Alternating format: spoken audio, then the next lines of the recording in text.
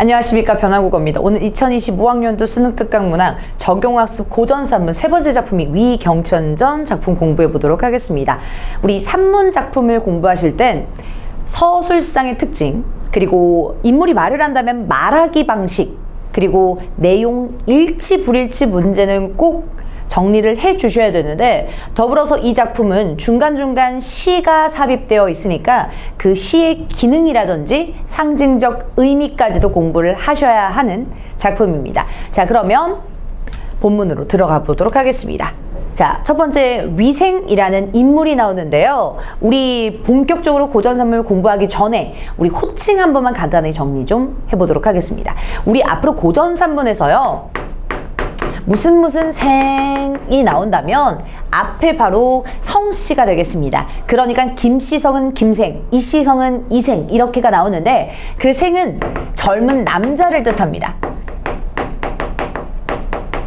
뭐 지금으로 따지면 뭐 김군, 뭐 박군, 최군 뭐 이렇게가 되겠네요.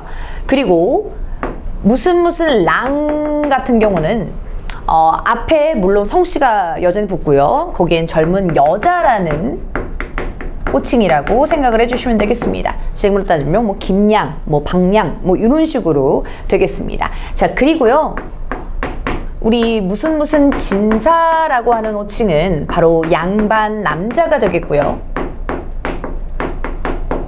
그래서 뭐 김진사댁, 뭐 최진사댁 뭐 이렇게 많이 나오죠. 자, 그리고 무슨 소저, 뭐 김소저 뭐 이런 식으로 나오는데 아가씨가 되겠습니다.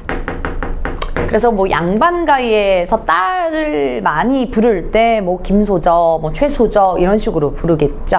그래서 우리 이런 식으로 호칭을 정리해 놓으면 다른 외부 작품을 곁들여서 나와도 대강 인물이라는 것을 판단하실 수 있을 겁니다. 자, 그러면 본문으로 다시 돌아와서 우리 이름값 해야죠.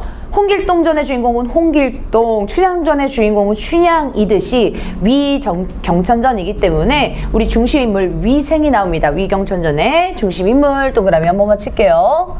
남주죠, 남주. 자, 그러니까 우리 앞에서 봤던 위경천전이 되겠습니다. 위경천이요. 이 남주가요, 이 말을 듣고는 놀라서 눈물을 흘리더니 잠시 마음을 가다듬고 작은 목소리로 말을 했대요. 이 말이라고 얘기했을 때 앞부분 줄거리 간단하게 요약을 드리면 바로 지금 사랑하는 여인이 나옵니다. 이 위생이 사랑하는 여인하고 딱 눈이 맞고 나서 뭔가 썸씽 스페셜을 계속 이어가야 되는데 그렇지 못하고 이별을 하게 돼요. 그래서 집에서 혼자 상사병 끙끙 앓고 있습니다. 자, 그래서 우리 부모님이 걱정하시죠. 남자 주인공, 즉 위생의 부모님이 걱정을 하셔서 너 무슨 일이야? 라고 물을 겁니다. 자, 그래서 이 말이라고 얘기를 해주면 바로 위생의 남주의 부모가 걱정하는 말이겠죠. 너 왜 그래? 오늘 뭐 이번에 무슨 일이 있어 요즘에? 라고 이 말을 듣고는 그래서 눈물을 흘리면서 작은 목소리로 말했습니다. 자, 그래서 놀라서 눈물을 흘린다 라고 나와 있기 때문에 우리 위경천의 위생의 바로 내면 심리도 놀란다 라는 거 확인할 수가 있겠습니다. 어떤 이야기를 하는지 한번 지켜볼게요. 부모님께서는 저를 낳으시어 정성을 다해 길러주셨습니다 라고 얘기해요. 그래서 하늘 같은 그 은혜에 보답하고자 하나 소자가 불초하여 증삼과 같은 효성은 본받지 못하고 결국 자아의 아픔만 끼쳐드리고 말았으니 불효막심한 죄가 이승과 저승에 쌓일 것입니다 라고 얘기를 하는데요. 요약을 해드리면 부모님 저 잘 길러주셔서 너무너무 감사한데요. 죄송해요. 걱정 끼쳐드려서 죄송해요. 불효자입니다. 라고 죄송하다라는 사과를 하는 부분입니다. 그런데 우리 말하기 방식하고 일치 불일치 많이 나오니까 체크 꼼꼼하게 하면서 들어가겠습니다. 자, 우선 하늘 같은 은혜라고 해서 말하기 방식 중에 이런 거 많이 나오죠.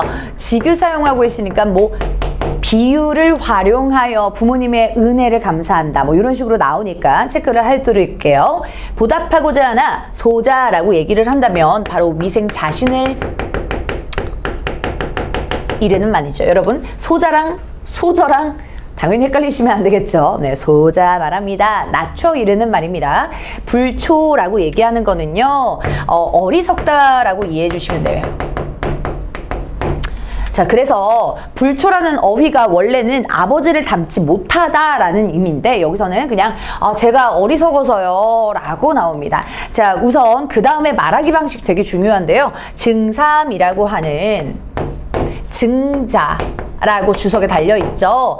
그래서 이때 증자는 공자의 제자인 성인을 얘기하는데 그 성인이 효자의 대표 대명사예요. 그래서 우리가 효자하면 뭐 누가 떠오르듯이 이렇게 지금 그때 당시 효자의 대명사를 사용하고 있는 거죠. 자, 그러니까 증자라고 하는 사람은 바로 이 공자의 공자의 제자이자 성인이 되겠습니다. 그 증자 성인을 이용해서요, 증상과 같은 효성은 본받지 못한다라고 하는 안타까운 자신의 상황 보여주고요. 결국 자하라고 하는 인물도 끌어들이는데 증자와 마찬가지로 자하라고 하는 공자의 제자입니다. 근데 이 사람은요, 어떤 특성이 있냐면 아들을 잃어버렸습니다. 아들이 죽었거든요. 아들을 잃은 인물이에요. 역시나 성인이고요. 공자의 제자 학자니까요. 자, 그러니까 아들을 잃은 인물의 아픔처럼 끼쳐만 들었다라고 해서 성인들을 언급을 하면서 자신의 사과, 잘못을 고하고 있습니다. 제가 그렇게 증삼처럼 되지 못하고 부모님을 자아의 아픔을 끼쳐드렸다라고 해서 죄송하다고 얘기를 하죠. 자, 그래서 자신의 상황을 불효 막심한 죄가 이승과 정승에 쌓일 것입니다 라고 해서 죄를 고하고 있습니다. 자, 그리고 바라옵건대 제 속마음을 모두 말씀드려 유감이 없도록 했으면 합니다 라고 해서요, 지금 자기가 왜 이러한 상황에 처해 있는지 얘기할 거다라고 해서 소위 밑밥 깔고 있는 거죠. 제 속마음을 모두 말씀드릴 거예요 라고 하는 예고를 하고 있습니다. 자, 그 다음에 숨기지 않아요. 그 다음으로 가볼게요. 지난날 친구와 함께 좋은 절기를 맞아서 좋은 때, 그러니까 좋은 날씨를 맞아서 배에 술을 싣고 남쪽 지방을 유람한 일이 있습니다 하면서 과거를 떠올리고 있네요. 자, 그래서 자신의 과거설을 풀면서 그 여인과의 첫 만남 얘기하겠죠? 이때 그만 소상국댁에 잘못 들어가 경박한 행동으로 잠장을 엿보는 죄를 범했으니 만번 죽어 마땅할 것입니다 라고 나와 있습니다. 그 여인을 이때 처음 봤나 봐요. 그래서 이 부분은요, 바로 그 여인과 첫 만남의 부분이 되겠습니다. 자, 그래서 우리 이 부분은 여인과의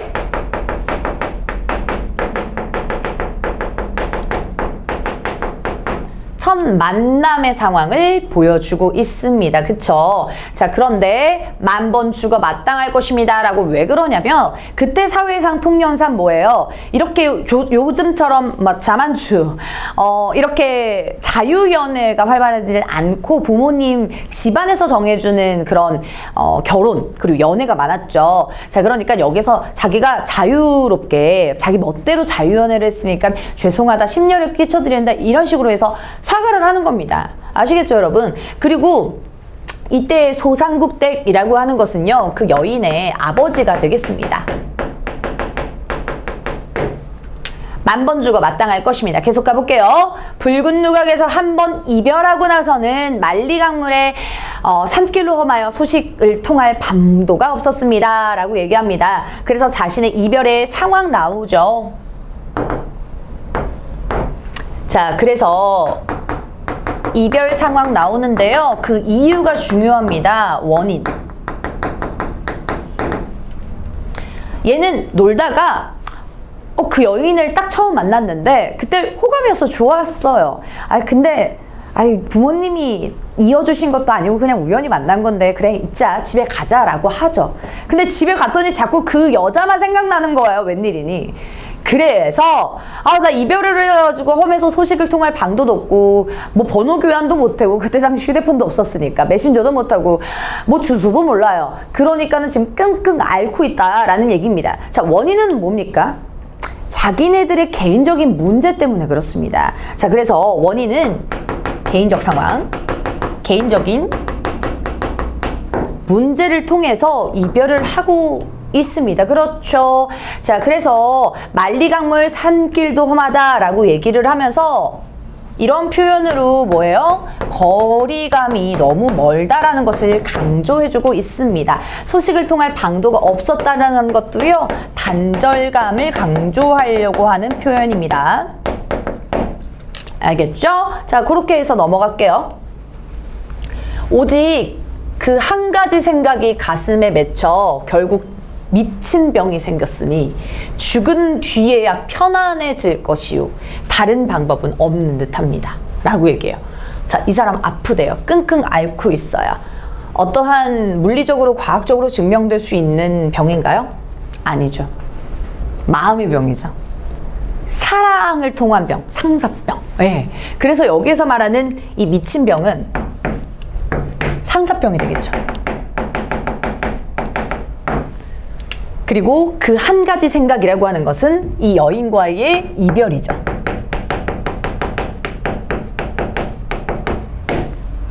그래서 죽은 뒤에야 편안해질 것이요 다른 방법은 없을 것 같습니다. 자기가 죽을 것 같다라는 고통을 강조해주고 있어요.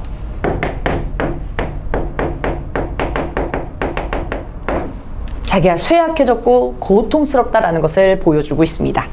그러니까 자신의 아픈 상황을 솔직하게 고백하고 있습니까? 누구한테요? 부모님한테. 자, 그랬더니 부모가 손으로 눈물을 훔치고 눈을 크게 뜨고 말을 했습니다. 너무 슬픈가 봐요. 아들이 죽을 것 같다라고 하니까요. 우리가 그런 사정을 일찍 알았다면 너를 이 지경으로 만들었겠느냐? 라고 해서 이 부모님의 안타까움, 슬픔의 상황을 보여주고 있는 거죠. 그쵸? 자, 급히 늙은 하인을 불러서 소상국댁에 보내면서 혼인을 청하여 혼례 날짜를 정하고 오도록 분부하였습니다. 라고 얘기하네요. 자, 그러니까요. 지금 여기 부분을 보니까 급히부터요. 당부하였다, 분부하였다까지 묶어주시고 지금 남자 주인공, 즉 위생의 고통스러운 상황을 누가 해결하고 있는 거죠? 부모님이 개입하시는 거죠. 그쵸? 그래서 여기서는 부모가 주인공의 아픔을 개입하면서 해결하려고 하는 겁니다. 부모가 개입하고 있는 부분이 있죠. 자, 그래서 해결책이 뭐예요? 혼례 날짜를 정하고 오도록 분부한다 라고 해서 혼례를 추진하자라는 걸 제안하는 거죠. 근데 뒤에 가지 못해요. 이 여인네서 심부름꾼을 먼저 보내거든요. 그러니까 그 제안을 시도하려고 한다라고 이해해 주시면 되겠습니다. 자, 하인이 미처 문을 나서나 말고 허둥지둥 뛰어들어오더니 기쁜 목소리로 외쳤습니다. 왜 기뻐할까요?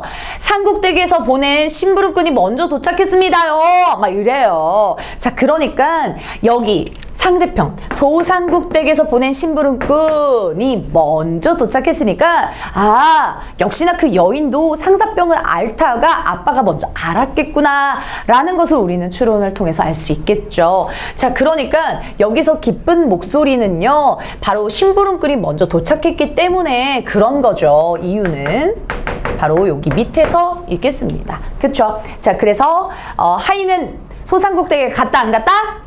가지 못했다. 일주불이치 때문에 주의하시고, 그리고 소상국댁에서 보낸 심부름꾼이 먼저 도착을 했다라는 것들 꼭 체크를 해주시길 바라겠습니다. 솔직히 말하면 하인 입장에서 너무 땡큐 아니에요? 그때도 뭐 탈 것도 없고 생판 걸어야 할 텐데 아싸! 막 이러면서 아싸 상대방 하인이 먼저 왔다! 막 이러면서 너무 기뻤을 것 같아요, 개인적으로. 자, 근데 뒤에 가볼게요. 위생의 부친이 급히 사랑채로 나가 심부름꾼을 불러들였다라고 얘기합니다. 자, 그러니까 누가 불러요? 주어 중요합니다. 위생의 아버지, 위생의 부친이 사랑채로 나가서 손님을 맞이하고 있네요. 심부름꾼, 어떤 심부름꾼이요? 소상국댁에서 보낸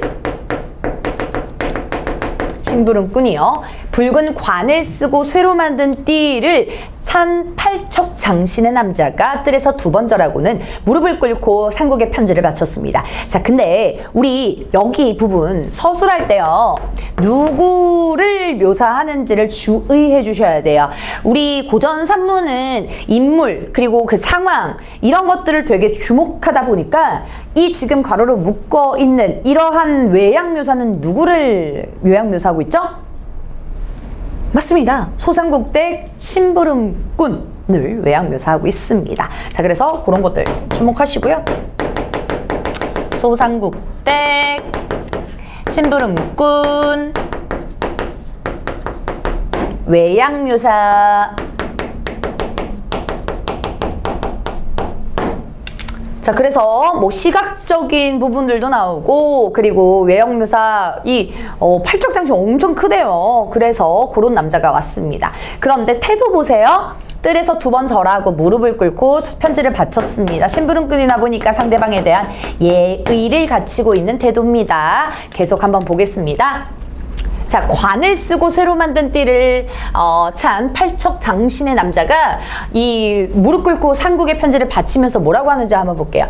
산호로 만든 함 속에 얇은 비단 몇 폭과 함께 좋은 종이에 쓴 편지 한 통이 들어가 있습니다. 우리 시험에서 이 작품이 나온다고 하면 바로 이 편지 한 통의 기능을 또 역할을 물어볼 수가 있어요. 자, 그래서 편지 한 통 네모칸 쳐주시고 별표 한번 칠게요.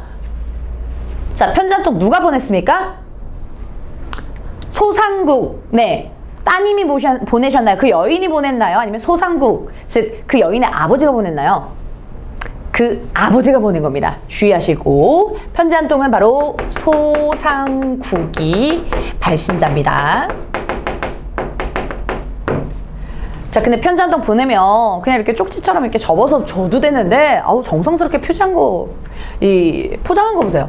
산호로 만든 함 속에 또 얇은 비단 몇 폭과 함께 또 좋은 종이에 써가지고 굉장히 정성을 많이 썼다, 신경을 굉장히 많이 썼다라는 것도 확인할 수가 있겠네요. 가볼게요. 편지의 내용은 다음과 같다라고 직접 보여주는데요. 저는 대대로 높은 벼슬을 지낸 가문의 사람으로서 라고 나와 있죠. 역시나 이때의 저는 소상국, 즉 그 여인의 아버지가 되겠습니다.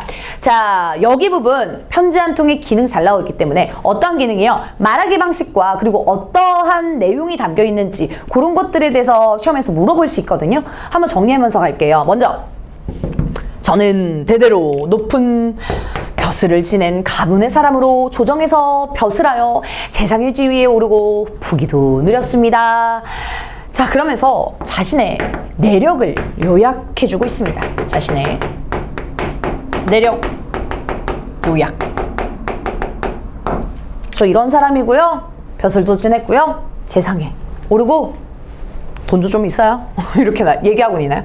지금은 현재 자신의 처지, 남은 생, 여생을요, 편안히 보내기 위해서 벼슬에서 물러나 우리 집에서 쉬면서 멀리 고적을 답사하기도 하고, 그리고 지내고 있습니다. 물고기와 새를 벗으로 삼고 꽃과 대나무를 즐기며 맑은 흥취를 돋기도 하고, 손님을 맞아 술자리는 열고는 하루를 보내기도 합니다. 라고 얘기해요. 자, 그러니까 자신의 현재 처지도 얘기하고 있네요. 두 번째 여기다 쓸게요. 자신의 현재 근황의 모습을 보여주기도 합니다. 지금 벼슬에 물러나여 있는 처지고요. 그리고 물고기와 새를 벗으로 잡는다. 당연히 자연을 벗으로 삼고 또 꽃과 대나무를 즐기며 자연을 즐기면서 흥취를 돋기도 하고, 또 자유롭게 유유자적한 삶을, 또 여유로운 삶을 지내고 있는 바로 소상국입니다. 이거는 사실 우리 고전시가 하면서 사대부들의 전형적인 그런 생활 아니겠습니까? 자연 즐기고 막 술 먹고 흥취 너무 좋아, 이렇게 여유를 즐기는 이제 은퇴 후의 모습이겠죠. 그런 모습을, 자신의 현재 근황 모습을 얘기해주고 있는데요. 표현법 때문에 좀 보시면 물고기와 새를 친구로 삼는다라고 하는 의인법 사용하고 있고요. 그리고 자신의 근황을 이렇게 전체적으로 열거하고 나열하고 있는 상황이다라고도 볼 수가 있겠습니다. 자, 그래서 계속 가보겠습니다. 지난날 아드님께서요, 바로 위생, 위경천이 되겠습니다. 위생께서 아름다운 경치를 따라 우연히 저희 집에 들른 일이 있습니다 라고 얘기하네요. 자, 그러니까 여기 부분에서 무엇을 알 수 있다고요? 바로 그들의 첫 만남을 알 수 있다고요. 그죠? 자, 그래서 이 소여인과 그리고 이 위생의 첫 만남, 지금 다시 한번 누가 요약해주고 있죠? 소상국 씨가, 즉 소여인 아빠가 요약을 해주고 있습니다. 자, 그래서 여기서는요, 만남의 계기가 우연히 만났다, 계획적으로 만나지 않았다 라는 것도 지금 볼 수가 있겠습니다. 자, 그 다음에요. 제 딸 아이가 정이마나 문득 그 미천한 몸으로 꽃이 이슬에 젖듯 달이 구름을 헤치듯 홀로 지내며 생긴 원한을 떨치지 못하였으니 모든 것이 이 늙은 애비의 죄입니다 라고 말을 해주고 있네요. 바로 자신의 딸이 어떻게 지금 상황인지, 미천한 몸으로 해치듯 홀로 원한을 떨치지 못하였다 라고 해서 이 여인의 상황을 또 보여주고 있습니다. 여기는 세 번째 번호 달고 있었으니까 체크 좀 할게요. 여인의 상황을 보여주고 있습니다. 너무 힘들대요. 원한을 떨치지 못한대요. 자, 그러니까는 여기에서는 누구랑 비슷해요? 위생과 상황이 비슷한 거죠. 서로 상사병을 앓고 있어요. 자, 그런데 여기 가로로 묶은 것 중에도 서술 방식, 또 표현 방식 많이 보이죠? 여러분? 네, 꽃이 이슬에 젖듯 지기뻐. 구름을 헤치듯 지기뻐. 그러면서 여기 문장 구조 비슷하니까 대구법도 사용되고 있네요. 가볼게요. 모든 것이 이 늙은 아비의 죄입니다 라고 얘기해요. 여기도요, 말하기 방식 체크할 수가 있는데, 자, 사실 겸손의 표현이죠. 무슨 이 아버지가 잘못이 있겠습니까? 자, 그런데 상대방 아버지에게 보내는 편지이다 보니까 굉장한 예의를 차리면서 조심스럽게 이렇게 편지에 말을 건네고 있는데요. 그래서 여기 부분은요, 모든 것이 나의 잘못이다라는 자탄, 자책이 나온다라고 해도 맞게 해주시면 되겠습니다. 그래서 자책, 자탄, 나온다. 이 구절 때문에요. 자, 그런데 진심으로 반성하거나 진심으로 낮춰서 이러는 말이 아니라, 반성하거나 그런 부분이 아니라, 제가 제 잘못입니다 라고 하는 겸손하고 예의를 차리는 표현이다 라고 생각을 해주시면 되겠습니다. 일이 이미 이렇게 되고 말았으니 후회한들 어쩌겠습니까? 그러니까 어찌할 도리가 없다 라는 것을, 방도가 없다 라는 것을 보여주고 있는 거죠. 초나라의 진귀한 옥이 이미 깨지고 진나라의 난세는 모여들지 않으니 이별의 한이 결국 병이 되어 남은 목숨이 신랏과 같습니다 라고 얘기하네요. 자, 우선 뭔 소린지 모르겠어요 라고 할 때는 주석을 한번 보시면 중국 얘기구나, 그러니까 옛날 이야기를 끌어다가 왔구나 라고 이해를 해주셔야 됩니다. 막 초나라 때 얘기하고 막 진나라 때 얘기하잖아요. 중국의 고사, 즉 옛날 일을 인용하고 있는 구절입니다. 자, 표현 먼저 쓰고 갈게요. 초나라 모여들지 않으니까지 중국의 고사를 인용하고 있습니다. 어떤 내용인지 간단하게 보면 초나라의 옥은 정말 진귀해요. 자, 근데 이 진귀한 옥이 이미 깨져버렸다. 그리고 이 난세가 모여들지 않는다라는 부정적 상황을 강조해주고 있기 때문에 부정적 상황을 인용을 통해서 강조를 해주고 있습니다. 그래서 이별의 한이 결국 병이 돼요. 어떤 병이요? 상사병이요.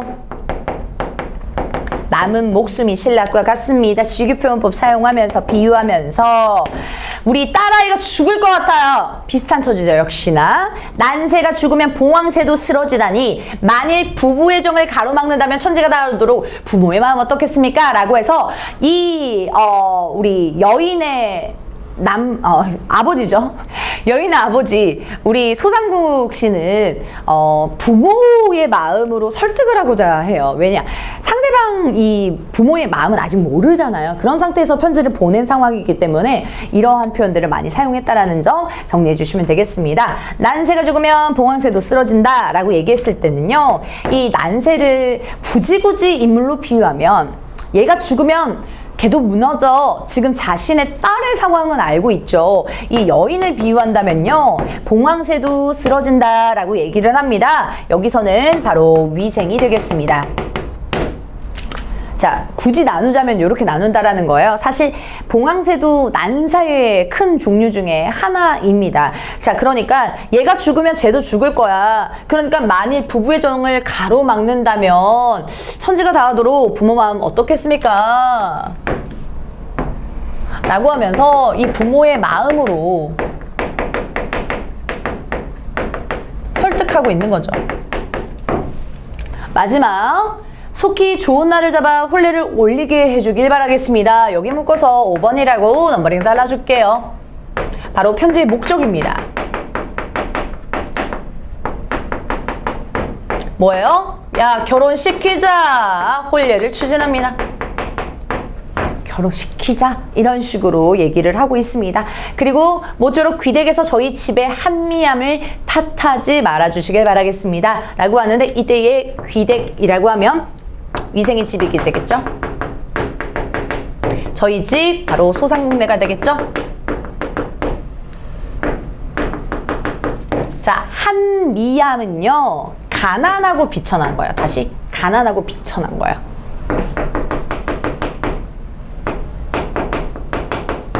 되게 허름하다고요. 보잘것없다고요. 그래서 저희가 좀 가난하고 비천한데 저희 원망하지 마세요 라고 얘기해요. 그런데 여러분, 앞에서 편지 맨 앞부분에 1번 달아준 부분, 자신의 내력 소개하는 거 기억나세요? 네, 자소서 쓰듯이 자기가 어떤 삶을 살았는지 그걸 간략하게 보여주는데도 어마어마한 사람이잖아요. 벼슬까지 올라가가지고 지금 이것도 많고 막 소개해 주셨는데 진짜 가난하고 비천합니까? 아니죠. 어떤 태도요? 겸손한 태도라고요. 그래서 마지막 말하기 방식이요, 겸손의 태도다까지만 정리 좀 할게요. 그러니까 겸손의 태도로 자신의 내력 설명하면서 편지의 목적 혼례를 추진하고자 이 편지를 썼다라는 것을 우리는 알 수 있습니다. 자, 그래서 목적은요, 혼례 추진이라는 것 잊지 마시고 그 다음 가볼게요. 편지를 다 읽자 심부름꾼이 2번 절한 다음 저간의 사정을 아뢰었습니다. 이때의 심부름금 다시 한번 쓸게요. 소상공내 심부름급이죠. 그래서 다시 계속 예의를 차립니다. 자, 저희 집 아씨가 귀댁의 아드님과 헤어진 뒤로 늘 꽃밭 가운데서 기다리다가 며칠 전 어린 종 하나를 강촌으로 보내 아드님의 소식을 소문하게 했습니다 라고 얘기하네요. 그러니까 편지에 나와 있지 않은 우리 소시 여인의 상황을 우리 심부름꾼도 덧붙여서 설명을 해주고 있는 부분이네요. 한번 볼게요. 지우개가 조금 들어와가지고 조금 계속 닦는데 해볼게요. 자, 저희 집 아씨가 아드님과 헤어진 후에 이제는 안 써도 되죠, 여러분? 네, 여기 위생만 쓸게요. 꽃밭 가운데서 기다리다가 며칠 전 어린 종을 하나, 강촌이라는 공간, 이 강촌에서 보냈대요. 그래서 아드님 소식을 수소문하게 했는데 그만큼 그리워한 거죠. 그리움 잊지 못한 거예요. 그래서 어린애 보여내가지고, 야, 걔 어디 있는지 좀 알아봐봐, 뒷조사 좀 해봐, 막 이러면서 했어요. 자, 근데 마을 사람이 한 명 얘기합니다. 어떻게 이야기하냐면, 저번에 젊은이 2사람이 건강부에서 와서, 자, 우선 끊고 갈게요. 젊은 2사람이라고 하는 건 여기서 위생과 위생 친구입니다. 그래서 어떻게 알아요? 아까 위생이 아버지한테 썰풀 때, 즉 여인을 어떻게 처음 만났냐라고 설명할 때요, 이렇게 설명을 했어요. 친구랑 절기가 참 좋은 절기 때 그 여인 집에서 담장을 엿봐가지고 이렇게 첫 만남 마주쳤다, 이렇게 얘기했거든요. 그래서 그 위생하고 위생 친구라는 걸 알아두시면 돼요. 건강부는 밑에 나와 있지만 하나의 지명이라고 생각하면 됩니다. 지역. 네. 자, 그래서 와서 호숫가에 배를 대고 한바탕 즐기다가 돌아갔는데 그 뒤로는 못 바꾸려 라고 했어요. 그러니까 여기서는 뭐야? 야, 걔네 이미 떠난 거 없어 라고 해요. 그 사실을 알려주죠. 돌아와 들은 대로 알리자. 누가요? 누가 알렸나요? 일치불치 정말 자세하게 꼼꼼하게 공부해야 되는 게 이런 파트입니다. 마을 사람이 알렸나요? 어린 종이 알렸나요? 다가와서 알린 거? 어린 종이 알렸죠. 이런 거 헷갈리지 마세요, 시험에서. 알겠죠? 자, 그래서 마을 사람한테 어린 종이 듣고 아씨한테, 우리 여인에게 얘기를 해줍니다. 마침내 자리에 누워 일어나지를 못했습니다. 왜 일어나지를 못했어요? 바로 이별의 아픔이죠. 걔 벌써 갔어? 뭐 이렇게 생각하는 거예요. 벌써 갔어? 아, 어떡해. 이제 만나지도 못하나 봐. 주소도 못 알아듣는데. 막 이러면서 지금 알아누운 거예요. 자, 주인 어르신께서는 아씨의 마음을 헤아리지 못하고 계셨는데 라고 얘기했죠. 자, 지금 심부름꾼이 얘기하는 거니까 주인 어르신은 당연히 누가 되겠어요? 바로 소상구, 즉 소영인의 아버지가 되겠습니다. 아씨의 마음을 헤아리지 못하고 계셨는데요. 지금 사실은 원래 몰랐어요. 처음부터 몰랐습니다. 처음엔 잊지 못했어요. 그러니까 우연히 우리 집에, 자기 집에 들어온과 동시에 그걸 알았다라고 하면 안 돼요. 일치불일치 조심하시고, 어느 날 아씨가 잠든 틈을 타서 아씨의 비단상자를 들춰보다가 그리움이라는 노래 한 시 몇 수를 발견하시게 되었대요. 이때 안 거예요, 이제. 그러니까 요 계기 쓸게요. 어느 날부터 발견하시게 되었습니다. 묶어주시고, 이 부분은 뭐예요? 사실을 알게 된 계기죠.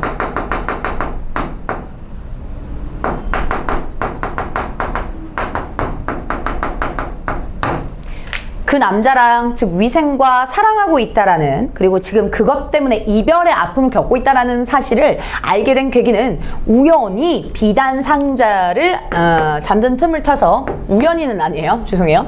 잠든 틈을 타서 몰래 비단 상자를 들춰보다가 그리움 노래를 지은 시를 발견하게 됐다라는 거. 누구에게 대한 그리움이겠어요? 위생에 대한 그리움이겠죠, 여러분. 지금으로 따지면 약간 아버지가 우리 딸이 잠들었는데 얘가 너무 막 힘들어하는 거예요. 막 말해도 물어봐도 얘기도 안 하고. 그래서 지금으로 따지면 몰래 들어가가지고 딸의 휴대폰 이렇게 점검하는 거랑 비슷하죠. 우리 딸이 무슨 일 있나? 이런 식으로. 여러분 보시는 분들은 경악할 수 있는데 그만큼 아버지가 너무너무 걱정스럽다 이거죠. 자, 그래서 이거 알게 된 거예요. 몰래 들춰보다가 이 일을 가지고 아씨한테 캐묻자. 야, 딸 이거 뭐야? 막 이러면서 딸 이거 뭐야? 누구야? 막 이렇게 캐묻자 아씨는 더 이상 숨기지 못하고 모든 사정을 남김없이 털어놓았습니다. 역시 사실을 토로하고요. 뭐 고백한다 뭐 이렇게 표현해도 다 맞겠죠, 여러분? 네, 이렇게 해서 알게 된 정황을 보여줍니다. 주인 어르신께서 이 말을 듣고는 즉시 말을 달려 혼인을 청하고 오라는 명을 내리셨기에 감히 귀댁에 온 것입니다 라고 해서 자신이 오게 된 경유도 말하고 있습니다. 어떻게 오게 됐는지 그런 연후도 설명을 하고 있네요. 우리 심부름꾼이요. 자, 그래서 주인 어르신 다시 한번 소상궁. 이 말을 듣고 누구의 말? 여인의 말. 딸이죠. 혼인을 청하고 오라는 명. 달려온 목적이죠. 귀하의 댁에 오게 된 것입니다 라고 해서 자신이 오게 된 이유, 연유를 설명을 해주고 있습니다. 오게 된 이유를 설명을 해준다. 계속 심부름꾼은 손수 파란색 주머니를 열더니 시를 적은 종이를 꺼내 책상에 올려놓으며 말했습니다. 자, 그래서 이때 시를 적은 종이에 대해서도 시험 문제 많이 나오니까 뒤에 계속 정리 좀 해보도록 하겠습니다. 아씨가 지은 시입니다. 위생의 부친이 종이를 펼쳐보았습니다. 누가 펼쳐봤다고요? 위생 아빠가 펼쳐봤습니다. 시를 적은 종이, 즉 A에 대해서 이렇게 가로로 해서 물어보거나 혹은 요 시를 정인 종이 해가지고 A, 뭐 B 이런 식으로 해서 상징적인 의미, 서사적인 기능 이런 것들 물어볼 수 있습니다.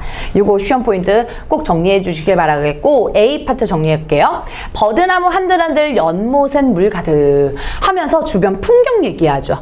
버드나무 한들한들 연못엔 물이 가득 차요. 네, 풍경이에요. 꽃떨기 우거진 속에서 꾀꼬리가 또 지저겨요. 그래서 꽃떨기가 우거져요. 꾀꼬리도 지저겨요. 이런 풍경을 설명해줘요. 자, 그런데 자신의 상황은 어떻대요? 슬프대요. 심리 어떻게 나와요? 돌려 말하나요? 직접 나오나요? 슬프다라고 얘기를 했으니까 뭐예요? 심리, 내면이 직접 제시가 된다. 즉 시를 쓴 우리 누구요? 여인의 내면 심리가 슬프다라고 나와 있기 때문에요.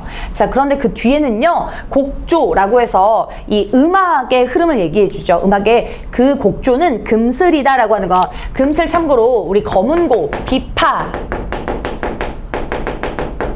비파를 이야기할 때 쓰는데요. 바로 운율, 율격 이런 것들을 의미할 때 씁니다. 그래서 곡조는 금슬로 되게 훌륭해. 그런데 이제 줄이 끊어졌네 라고 나와 있어요. 그래서 심리가 처음에는 여기서 3구에서는 슬프다라고 직접 제시됐지만 마지막 곡에서는 이 검은고 비파의 우리 현악기거든요. 그래서 이 검은고 아시죠? 가양 같은 거. 그거가 끊어졌다라고 표현을 하니까 얘는 돌려서 말한 거예요. 다시 심리는 이렇게 3구에서 직접 나와요. 근데 마지막 구에서는요. 진짜 검은고랑 비파가 끊어지는 것보다 자신의 상황, 즉 우리 위생의 관계가 끊어졌다. 이별의 상황을 또 간접적으로 보여주는 구절이라고 볼 수가 있겠습니다. 그래서 위생과의 이별 상황을 또 비유적으로 간접적으로 보여준다라고 하셔도 되겠습니다.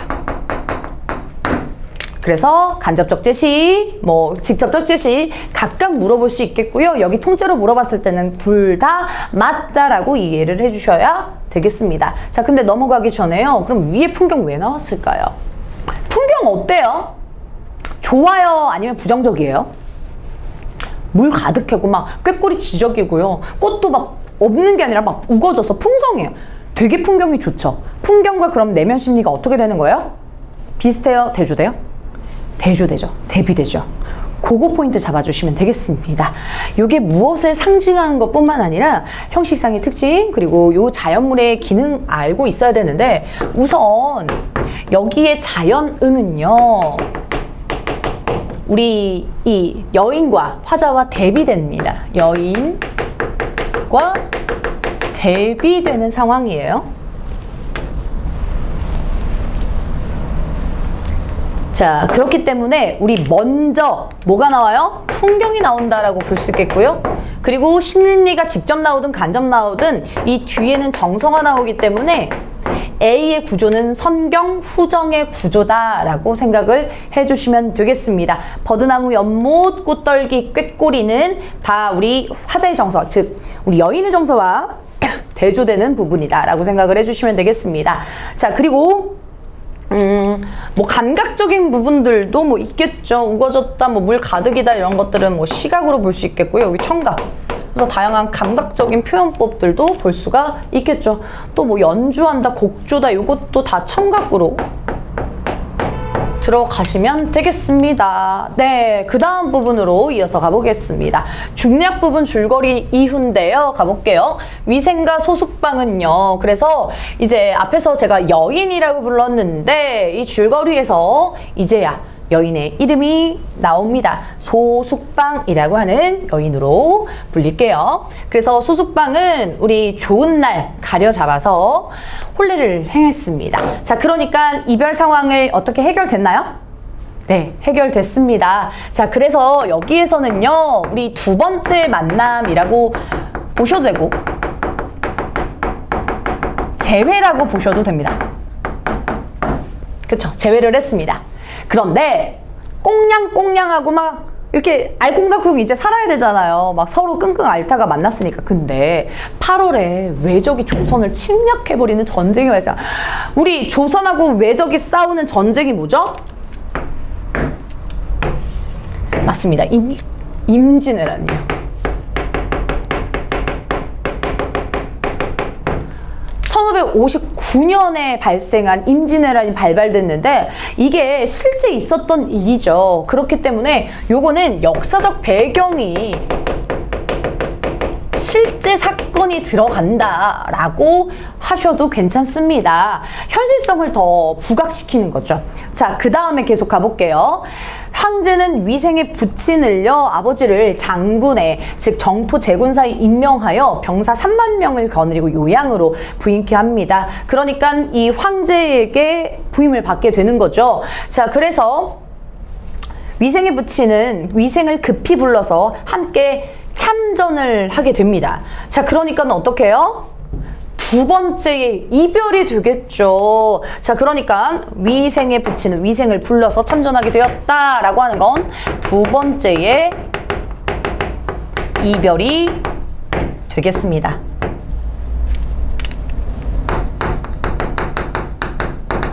앞에서 첫 번째 이별의 원인 제가 정리를 했어요. 어떤 문제였죠? 어떤 게 원인이었죠?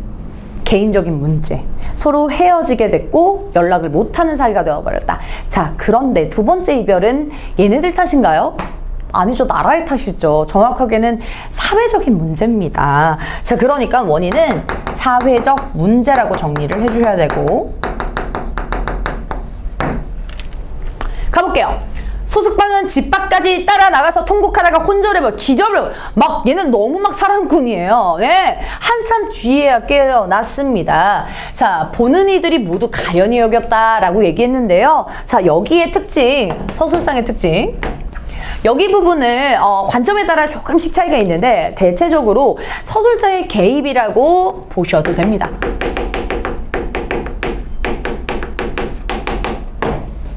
자, 보는 이들이 모두 불쌍하게 연민의 태도, 안타까움을 느꼈다 라고 다른 이들의 의견을 끌어와가지고 이 부분을 안타깝게 여기고 있는 서술자의 개입이라고 이해해 주시면 되겠습니다. 서술자의 요약도 하나의 서술자의 개입에 속하니까요. 자, 그러니까 여기 부분에서 지금 소숙방이 혼절을 해버렸어요. 그걸 보고 굉장히 안타깝게 여기는데 주변 사람들이 위생이 말을 달려 집에 이르러 보니 장국은 북을 울리며 군사를 막 출발시키려 하던 참이었대요. 자, 여기에서 나오는 인물의 누구를 뜻하는지가 좀 중요합니다. 앞에서 장군으로 임명받은 사람은 위생인가요? 위생의 아빠인가요? 위생의 아빠겠죠. 그래서 위생의 부친 써주시고요. 그래서 출발시키려던 그 타이밍에 온 거예요. 위생은 간신히 그 뒤를 따라갔습니다. 자, 그러니까 결국 이별이 진행되고 있네요. 가볼게요. 위생은 마음이 극도로 허한 데다가 산을 넘고 강을 건너며 바람과 서리를 맞다 보니 잠도 제대로 자지 못하고 밥도 제대로 먹을 수 없어서 결국 예전의 병이 재발하고 말았대요. 상사병 또 걸렸대요, 여러분. 자, 그러니까 지금 인물의 내면 직접적으로 나옵니다. 내면 심리 직접 제시돼요. 허하대요. 외로움, 공허함, 멀리도 갔어요. 그것을 보여주기 위해서 산을 넘고 강을 건너며 맞다 보니 라고 해서 이 거리감, 멀리도 갔다라는 것들을 보여주고요. 잠도 제대로 자지도 못하고 밥도 제대로 먹을 수 없어서 결국 예전의 병, 다시 한번 상사병이 걸리고 말았대요. 자, 어떻게 되는지 봅시다. 자, 낯선 땅, 낯선 곳에서 돌아갈 생각만 더욱 간절해서 보는 것마다 마음을 슬프게 할 뿐이요. 사람을 마주해도 아무 말이 없었습니다. 애가 뭐 얼빠진 사람처럼 지금 거의 뭐 쇠약해져 갔다라고 볼 수가 있겠죠. 자, 그래서 쇠약해진 모습이다. 뭐 이렇게 이해해 주시면 되겠습니다. 막 보는 것마다 마음을 슬프게 하고 막 사람 마주해도 아무 말이 없었고 애가 뭐 약간 은둔형 외톨이가 되어버렸어요. 그렇죠? 자, 그래서 우리 부분 계속 이어다가 보면 이런 위생을 보고 있자니 장군의 근심 또한 매우 컸습니다. 역시나 부모님이 걱정하겠죠. 위생의 부친입니다. 자, 어느 날 밤 군대가 흥부에 이르렀다라고 해서 역시나 여기도 지역이 되겠습니다. 지역명인데요. 여기서는 뭐 의주라고 나와 있죠. 자, 그래서 그 흥부에 이르렀는데 이 병이 매우 위독해져서 잠을 이룰 수 없었던 위생은 침상에 기대 앉은 채 시 한 편을 써서 벽에 붙였다. 그 시는 다음과 같아 라고 얘기했는데 여기서도요, 시 한 편을 썼다라고 하는 부분을 뭐 A, B, C 뭐 요 정도로 해가지고 비교할 수 있습니다. 아니면 이렇게 지금 수능 특강처럼 비통째로 묶어놓고 물어볼 수 있으니까 정리 한번 해보도록 하겠습니다. 설이 가득한 외로운 성에 군대 머무니라고 나와 있습니다. 우선 이 설이 가득한 외로운 성은 누가 있는 공간일까요? 군대 머무는 바로 위생의 공간이 되겠죠. 자, 근데 성이 어떤 성이래요? 외로운 성이래요. 내면 나오고요. 군대 머물고 있는 위생의 상황 나옵니다. 지는 달빛 아래 뿔피리 소리 군막에 울리네. 등불 앞에서 괴로이 강남의 밤이 생각난대요. 우선 풍경 그 다음에 나와요. 뭐요? 지는 달빛 아래라고 해가지고요. 여기서 바로 표현법 쓸게요. 하강 쪽 이미지 나오고요. 그리고 뿔피리 소리라고 해가지고 지는 달빛이 시각이라면 여기서는 청각적인 심상 나옵니다. 다양한 감각 나오죠. 군막에 울리네 라고 해서 굉장히 쓸쓸한 분위기가 조성된다 라고 볼 수가 있겠죠.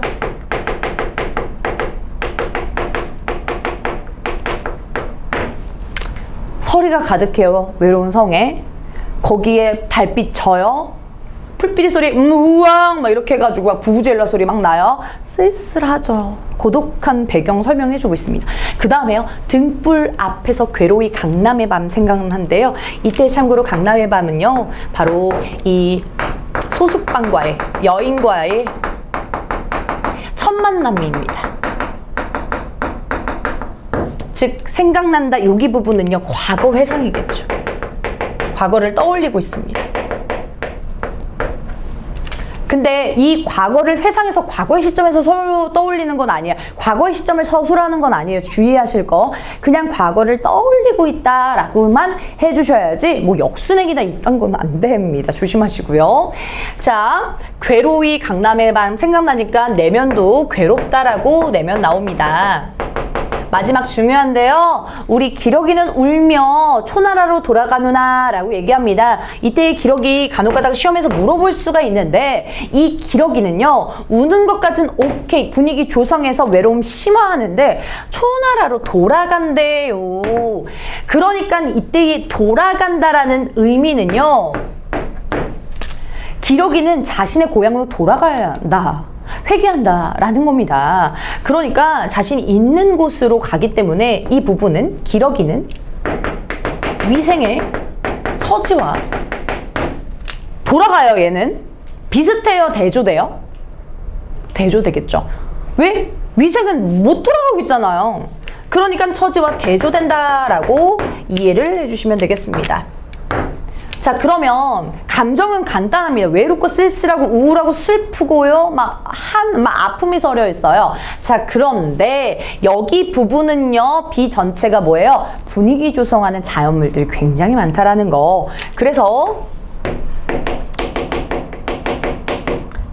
분위기 조성하고 또 그리움의 정서를 심화시켜주고 있는 자연물들, 배경들이 굉장히 많기 때문에 여러분이 여기에서는 우리 위생의 정서를 심화시켜주는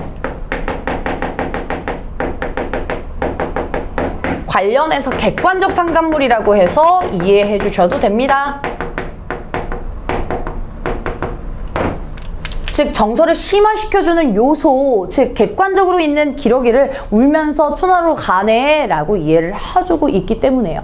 자, 주의해야 될 거는 여기 배경은 명나라 배경입니다. 근데 왜 조선의 임진왜란이 나왔을까요? 역사적 배경 사실로 살펴보면 여러분 명나라는 임진왜란 때 우리한테 파병을 보내준 나라예요. 자, 그러니까 조선에게 도움을 준, 군대를 보내준 그런 나라가 되겠습니다. 자, 그래서 이 명나라의 사람들인 이 위생과 위생의 아버지가 이렇게 전쟁에 참여하고 있고, 그리고 조선까지 가다 보니까 이렇게 먼 걸음을 할 수밖에 없던 겁니다.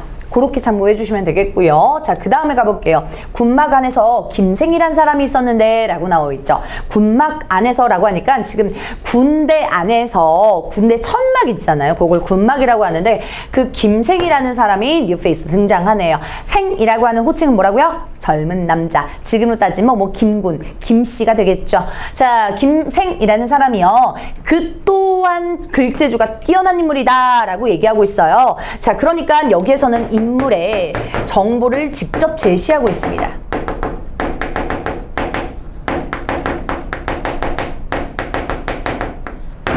김생은 위생의 병이 위독한 것을 보고 곁을 떠나지 않고 우스갯소리로 위생의 마음을 편안하게 해주었대요. 자, 김생의 역할 중요해요. 위독한 것, 즉 상사병이, 그리움이 위독한 것을 보고 이 사람은 뭐 하고 있나요? 진짜 따스한 친구죠. 뭐예요? 위로하고 있습니다. 그래서 우스갯소리로 막 농담도 해주고 달래주고 있습니다. 그 다음 가볼게요. 그러던 중 위생의 금란선을 빼앗아서 부채 위 시 한 편을 썼습니다 라고 얘기하네요. 자, 금란선이라고 하는 소재, 여러분 선이라고 하는 한자는 기억하실 필요가 있는데, 선은 부채선이에요. 그래서 뭐 예전에 뭐 박시전의 홍선도 뭐 붉은 뭐 부채 뭐 이렇게 해서 박시전 배우신 분은 기억나실 거예요. 그래서 이 금란선은요, 어떠한 부채냐? 네, 금색에 황금색에 난새가 그려지는 부채다 라고 이해해 주시면 됩니다. 금색에 난새가 그려진, 봉황이 그려진 그런 부채인데요. 아무튼 부채를 빼앗아서 부채 위에 시 한 편을 썼습니다. 어우, 로맨틱하죠. 자, 인물들이 시를 너무 많이 쓰죠. 근데 우리 시를 왜 이렇게 많이 써? 이게 아니라요. 우리도 요즘에 감정 표현을 할 때, 뭔가 생각을 올릴 때 SNS, 인스타 많이 하죠. 이제 얘네들의 인스타예요. 그러니까 자신의 생각과 감정을 표현하는 그런 도구로는 시가 고전에서 굉장히 많이 나온다라는 점. 여러분, 그래서 불평, 뭐 불만 갖지 말고 시대의 흐름에 따라 자신의 감정과 생각을 노래하는 그런 부분들은 영역이, 매체가 다 다르다라고 이해를 해주시면 되겠습니다. 자, 그러면 이 시 한 편은 누가 쓴 거라고요? 네, 잊지 않을게요. 김생의 시 한 편입니다. 이것 또한 시에 관련돼서 기호로 해가지고 물어볼 수가 있겠죠? 시 한번 가보겠습니다. 힘차게 오는 백마 타고서 용검 둘러 누란 처붓을 날 그 언제런가 라고 얘기하고 있어요. 그러니까 여기 부분은요, 바로 전쟁터에 있는 그런 기세를 얘기해주고 있죠. 왜요? 힘차게 오는 백마를 막 타요. 따가닥 따가닥. 거기에 용검까지 휘둘러요. 무기도 있어요. 그리고 누란이라고 하는 서역 국가거든요. 처붓을 날, 그 언제 그런가 라고 해서 쳐보고 싶다라는 거예요. 그래서 얘가 원하는 욕망, 원하는 것이 되겠죠. 자, 그러면 여기 두 부분은요, 와, 이 김생 장난 아니다, 진짜 찐 군인이다, 이렇게 느낄 텐데, 그거를 굉장히 호탕하고 호방한 기색이라고 정리할 수가 있겠습니다. 자, 그 다음에요. 가을바람은 만리박 변방에 불고 피리소리에 강남의 조각당을 서그늘 하고다 라고 해서 표현 방식 먼저 정리를 해보도록 하겠습니다. 힘차게 오는 청각적인 심상, 그리고 설이고요. 가을바람 분다라는 거 어떤 감각으로 알아요, 여러분? 촉각으로 합니다. 피리소리 어떤 감각? 청각으로 알죠. 조각당 서늘하다 어떻게 알아요? 촉각으로 알죠. 자, 그러니까 자신은 적을 때렸다 쳐부시고 싶은데 그럴 수가 없어요. 왜요? 만리밖에 변방에는 쓸쓸한 가을바람 불고요. 그리고 이 조각달이 서늘한 것처럼요, 이 전방에서, 이 만방에서, 변방에서 쓸쓸하고 이 휑한 모습을 보여줍니다. 그래서 어디냐 정확하게 알아두시면 전장에 쓸쓸한 분이 주의하셔야 될 거, 이 사람이 뭐 좋아하거나 이런 막 외롭거나 그런 거 감정 아니고요. 전쟁에 참여한 군인으로서 뭔가 다 처부수고 승리를 이끌고 빨리 집에 돌아가고 싶은데 전장에는 굉장히 쓸쓸하고 적막해서 그러한 분위기를 얘기를 해준다라고 생각을 해주시면 되겠습니다. 여기에서는 우리 영탄이라고 마지막 보실 수가 있겠고요. 가볼게요. 위생이 웃으면서 말을 했습니다. 자네 씨는 이렇게 호방한데 나는 슬프고 괴로운 소리만 내니 우리 생각이 참으로 다르구만 이라고 해요. 자, 그러니까 뭐다? 이렇게 호방한다 라고 하는 거는요, 바로 군인의 자세고, 나는 슬프고 괴로운 소리만 낸다 라고 하는 건 이 군인이 아니라 개인의 남편으로서의 나타나는 모습입니다. 자, 그러니까 두 사람의 시가 어떻게 해요? 대조되고 처지가 대비된다 라고 볼 수가 있겠지만, 공통점으로 따지면 두 사람 시 모두 쓸쓸한 분위기가 묘사가 된다라는 게 공통점으로 볼 수가 있겠죠. 자, 우리 생각이 참으로 다르구만 이라고 해요. 자, 그래서 위로가 좀 됐나 봐요. 딴소리하고 전쟁 얘기하니까. 자, 이러고로 몇 달이 지났다라고 해서 시간이 흘렀고요. 위생의 맥이 신랄 같아서 금방이라도 목숨이 끊어질 듯하다. 부한 사람이 급히 장군에게 소식을 알렸다라고 얘기합니다. 자, 그러니까 죽음의 위기가 닥쳐 있고요. 그리고 이때의 장군은 아까 헷갈리지 마시고 위생의 부친입니다. 결론 어떻게 될까요? 네, 죽습니다. 위생은 죽고요. 위생이 시신이 담겨져 있는 그런 상여, 이 관을 보자마자 우리 소숙방, 우리 여인은요, 보자마자 오열을 하고 비통을 하면서 스스로 자결을 합니다. 그래서 자살을 하면서 두 사람의 비극적인 운명, 비극적인 사랑을 그려낸 이 작품, 네, 뒤에서 권필의 위경천전 정리해 보도록 하겠습니다. 많이 좀 초반에 질문 들어오는 부분들은 이제 고전산문 같은 경우는 이런 부분들도 다 외워야 하나요? 라고 해주셨는데 질문 주시는데요. 이런 것들을 하나하나 세세히 외우다기보다는 표현 방식 때문에, 서술 방식 때문에는 참고하셔야 됩니다. 어떤 거냐면 이 증산, 자하가 뛰어난 그런 성인이었다라는 점, 그래서 성인을 끌어다가 언급했다라는 점, 그리고 초나라 진기한 옥, 진나라의 난세는 모여들지 않은 여기 부분은 우리 중국의 고사를 인용했다라는 점, 그리고 이런 부분들은 나라, 지역 이름이겠구나 라는 점, 요 정도만 기억해 주시면 돼요. 막 무슨 세계지리도 아니고 막 한나라 때 막 뭐 의주에 막 진남경 강수 이 정도는 네, 공부 안 하셔도 될 것 같습니다. 자, 우리 해제하면서 정리 좀 해보도록 하겠습니다. 아까 제가 말씀드린 대로 명나라를 배경으로 한 청춘남녀의 애절한 사랑과 비극을 그리고 있는, 자, 주의해야 될 거 한글 소설 아니고요, 한문 소설입니다. 자, 그러니까 중간중간 번역되어 있는 시들이 있기 때문에 그런 것들 주의하시고, 비극적 애정 소설을 기본으로 충실히 따른 작품입니다. 그러니까 비극적 결말.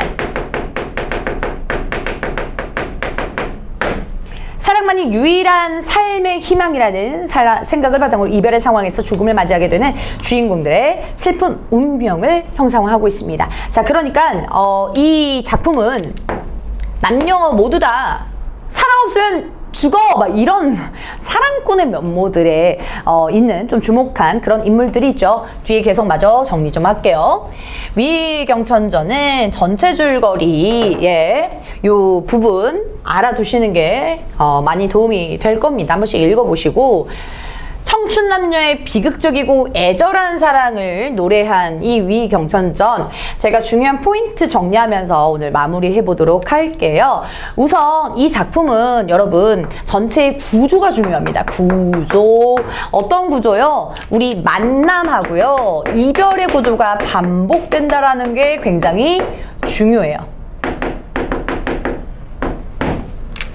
정확하게 말씀드리면 만남 2번, 이별 2번 이렇게 일어나는데, 이때의 이별의 원인이 두 가지가 있다죠.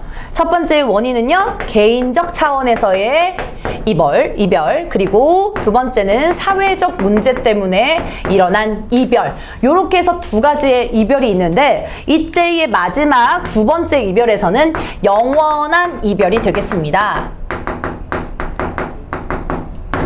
죽음이죠, 죽음. 네. 그래서 이 구조가요, 아까 밑줄 친 것처럼 비극적인 이러한 애정소설의 전형적인 구조거든요, 여러분. 그래서 이 구조 꼭 기억을 해주시고, 그리고 더불어서 같이 공부해야 될 작품, 바로 김시습의 이생규장전. 비교해주고 있는 부분들 보기를 통해서 외부 지문 나올 수 있기 때문에 정리를 해주셔야 됩니다. 이생규장전 너무 유명해요. 네, 아직도 모르시면 안 되겠는데, 이생은 말 그대로 아까 말씀드렸던 이씨, 이군이라고 생각을 해주시면 되는데, 이생이 남자 주인공으로서 최씨, 최랑과의 러브스토리를 그립니다. 역시나 똑같이요, 만남과 이별의 구조가 반복되고 있고, 그리고 저는 처음에 사실 이 위경천전을 보자마자 이 이생규장전 표절 아니야? 막 이렇게 느낄 정도로 겹치는 부분들이 굉장히 많아요.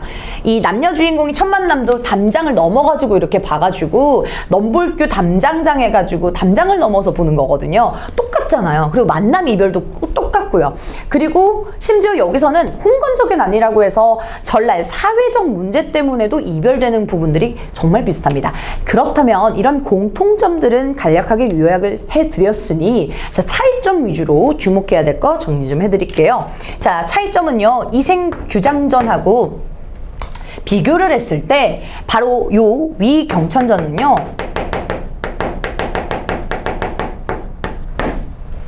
이생규장전보다 전기적인 요소가 현저히 떨어집니다. 전기적인 요소가 떨어진다라는 얘기는 뭐냐면, 이때 전기의 기가 기이하다예요. 그러니까 비현실적인 요소예요. 이생규장전은 최랑이 죽고 나서 귀신의 몸이 된 최랑과 사랑을 하거든요. 쉽게 말하면 인간과 귀신이 사랑하는 구조가 후반부에 나와요. 근데 이런 게 나와요? 아니죠. 되게 강력한 전기적인 요소가 가지고 있거든요. 근데 그걸 떨어뜨리고 어떻게 해요? 현실적인 성격들이 위경천전에서는 올라가게 됩니다.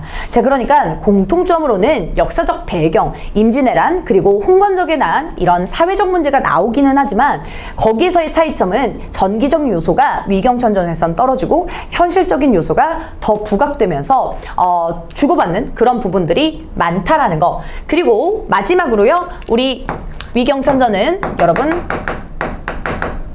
삽입시의 기능 알고 있어야 돼요. 저희가 ABC 하면서 저희 삽입시 굉장히 여러 개가 나왔는데, 특히나 뿐만 아니라 편집 기능까지도요. 그거 하나하나씩 우리 어떤 기능이 있고 어떤 말하기 방식인지 표현법까지도 정리하실 필요가 있고요. 그리고 전체적인 서사적 기능은 당연히 고전 산문이다 보니까 산문 갈래에 속하지만, 이 시가 삽입됨으로써 무슨 성이 올라가요? 운율, 리듬이 올라가겠죠. 운문성이 올라가니까 이런 형식적인 특징도 봐야 되고요. 공통적으로는요, 인물의 정서를 드러낸다라는 거.